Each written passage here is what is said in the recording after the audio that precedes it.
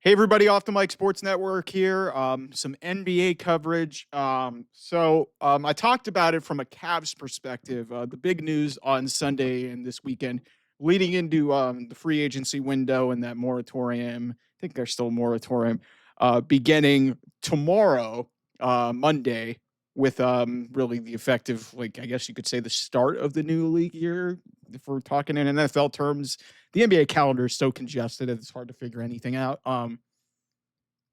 There's not a lot of free agents of note in this thing, but LeBron James opts into his near $53 million option to stay now for what would be likely an eighth year with the Lakers. But Rich Paul and through Shams Charania, there's been a lot of reporting that LeBron is not 100% set in stone because he wants to see what the Lakers can do.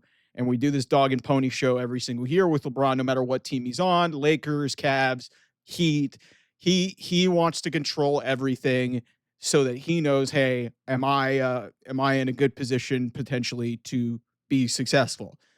But I'm starting to question if he's really serious about winning because the Lakers, they went to a conference finals not too long ago against the Denver Nuggets a couple years ago, and really they haven't. They get knocked out in the first round this year. It's just. And then LeBron has a $53 million player option here. They just get Luka Doncic in a gift of a trade. I mean, now the Mavs don't look so bad in it because they lucked into the first pick in the draft, and now they have Cooper Flag. But the Lakers were going nowhere. They were going nowhere, and they get a gift with Luka Doncic without having to surrender really anything. But they don't have any real draft capital, like really for like the next 5 or so years. So you're stuck with LeBron James, who's about to enter his historic 23rd season. By opting in, this assumes that he's going to play next year. He's not going to retire. But does he really care about winning is my question. And don't get me wrong, I love LeBron. I think he's one of the great players to ever play this game.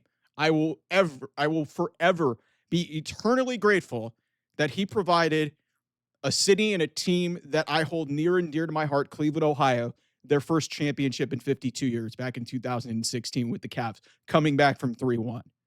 But there is a lot of drama that comes with LeBron. There's a lot of bullshit that comes with LeBron. And this is the latest case of it because based off the facts here, and you've seen multiple players have taken less. Jalen Brunson took $100 million less than market value so that the Knicks could build a team around him. Think about that. I think it was like $113 million on a redone deal. He took that much less to build a team around him.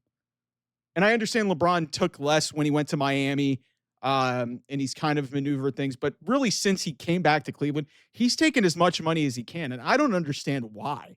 I really don't. The guy is now a what?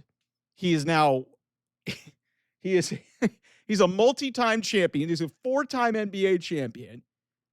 1 with the Lakers, 1 with the Cavs, 2 with the Heat. He's the leading scorer in the NBA's history. He got his freaking son drafted. What more could you possibly want?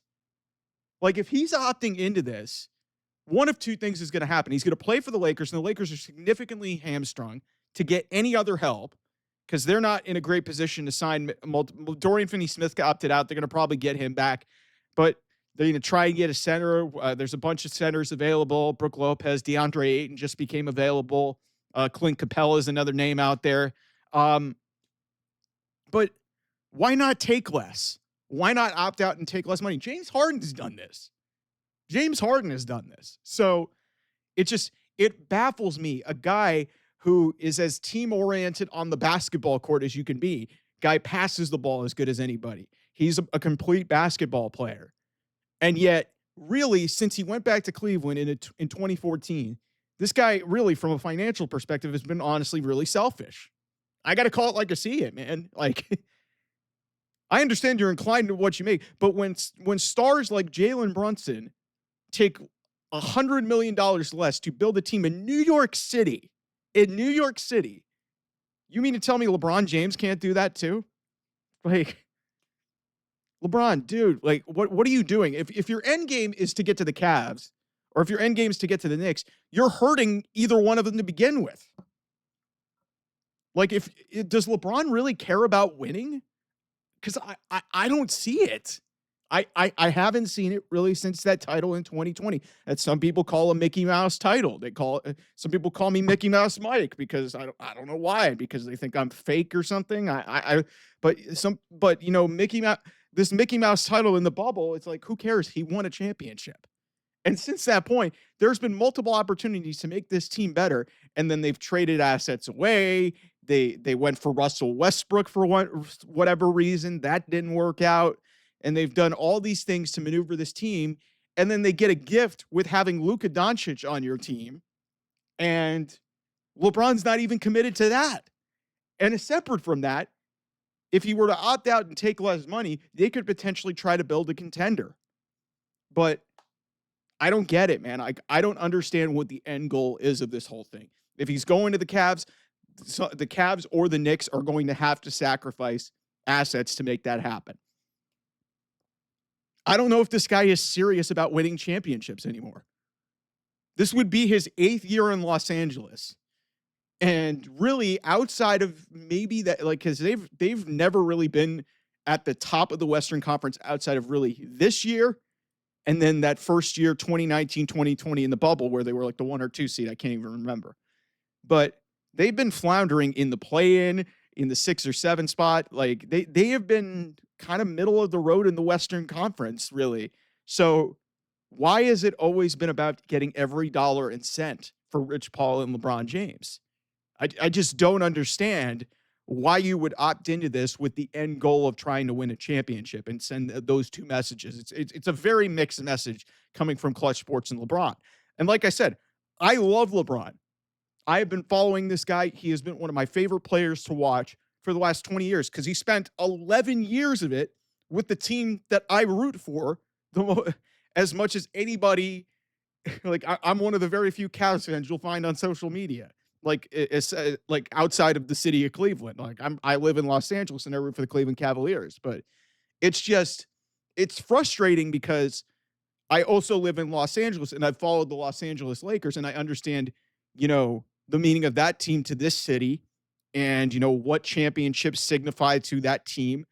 And LeBron has really been like they've been struggling really ever since Kobe, God rest his soul. We love you, Mamba. But really, like, outside of one championship in that 1 year, like, this has LeBron really been serious about winning? Because it's just now you bring your son into the fold, which doesn't really mean anything. Like, what did Bronny really do last year?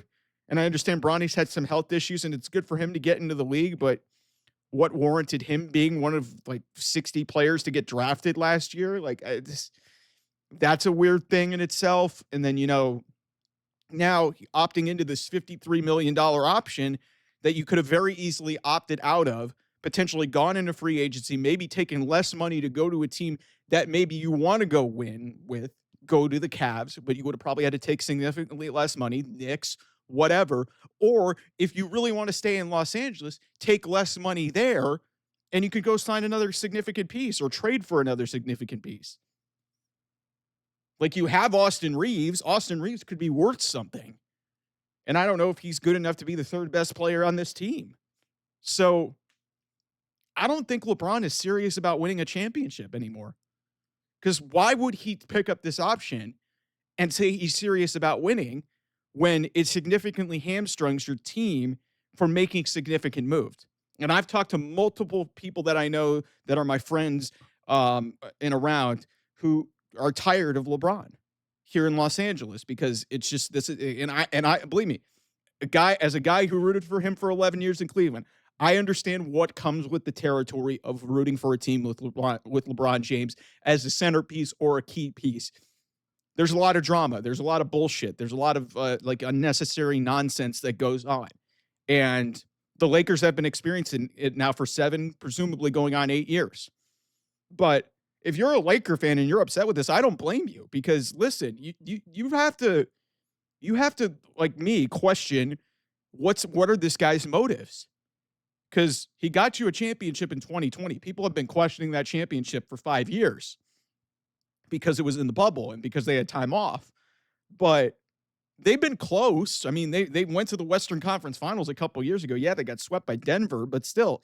And this team was thought to be pretty good this year and be kind of sneaky, but then they ran into Minnesota in that first round and got bounced in 5 games. So it's just this whole thing. The more that I think about it, and obviously I piece together the whole Cavs component of this thing, and obviously explaining that, hey, from a second apron perspective, the Cavs would get really killed if they were to make a move for LeBron.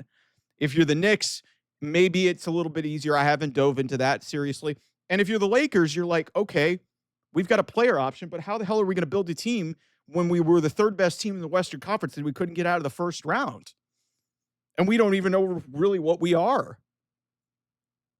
It's just, I don't think he's serious about winning, guys. I really don't. And it's a shame because this guy's the all-time leading scorer in the NBA, four-time NBA champion, playing in Los Angeles. You have Luka Doncic, one of the rising stars in the league, defensive deficiencies, whatnot. You've got a chance to go do something special. You don't want to, at least try to see this through and maybe take less money to try and make this thing more serious. You bring your son into the fold, even though he has really no qualifications. LeBron's not serious about winning. Well, we'll see what happens moving into this offseason because LeBron is, with not a lot of serious free agents out there, and obviously Kevin Durant being the biggest name, Giannis is going to be something to watch this offseason. This is going to be an interesting offseason despite not many big names being available. So anyways, thanks so much for watching. I'll see you guys soon. Bye-bye.